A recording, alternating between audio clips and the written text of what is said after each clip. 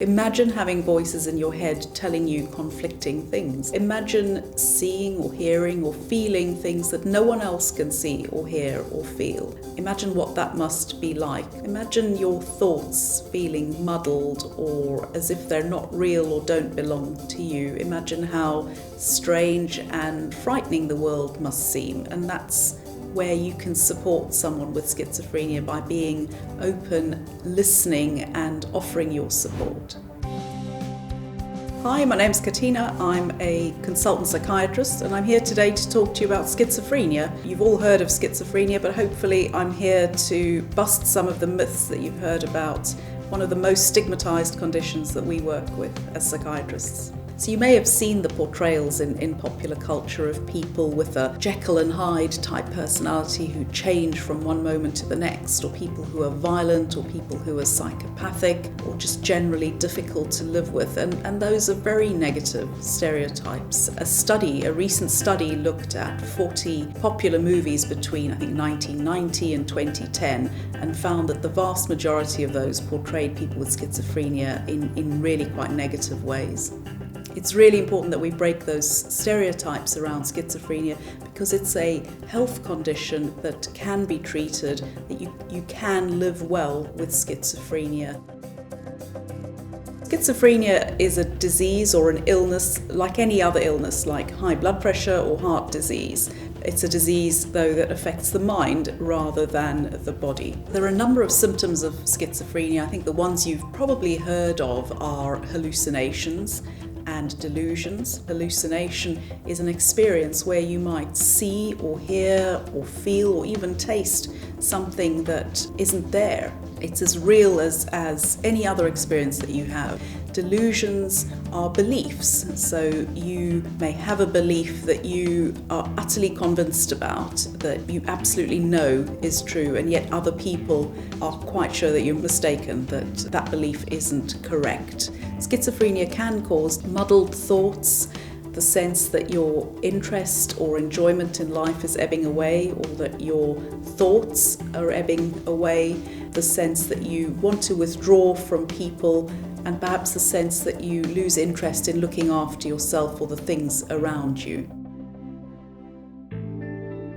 Schizophrenia is not a choice. We know that there are really quite complex genetic reasons and biological reasons, such as birth defects or viruses that may contribute to developing schizophrenia. And we know that a lot of stress in very early childhood, such as abuse or deprivation, may also play a role. It's worth noting that there's research that shows a really clear link between heavy use of cannabis, especially in your teens, can double the risk of schizophrenia. And if you use cannabis up to, say, 50 times when you're a teenager, you may be as much as 6 times more likely to develop schizophrenia. So that's a really important message for young people. Schizophrenia affects women as much as men, although men might develop schizophrenia slightly earlier in life, late teens, early 20s, but we may see that women develop schizophrenia slightly later. You absolutely can live well with schizophrenia. We know that 4 out of 5 people with schizophrenia will respond really well to treatment and live fulfilling lives, will work, will have fulfilling relationships. One of the things that individuals with schizophrenia find really, really difficult is that feeling of being misunderstood. And that can make it really hard to relate to other people. You're weird, you should be ashamed of yourself, you're a psychopath. These are all things you shouldn't say to someone with schizophrenia because they're not true. There's no need to be scared of someone with schizophrenia. If you know someone with schizophrenia, there's a lot you can do to help and support them. You can educate yourself about the condition. You can help them to recognize the early warning signs that they might be becoming unwell. And you can help them to avoid the things that might cause them to become unwell, such as stress or arguments. So there's plenty you can do to help and support them. People with schizophrenia might occasionally say or do things that don't make sense to you. Try and be considerate of what they might be going through and offer any support that you can. For lots of other mental health conditions, we often say, do psychological treatment first, see how that goes. There are lots of things that can help. In the case of schizophrenia, because it's a health condition, the earlier you get medication, the better your outlook will be. There are very good treatments available.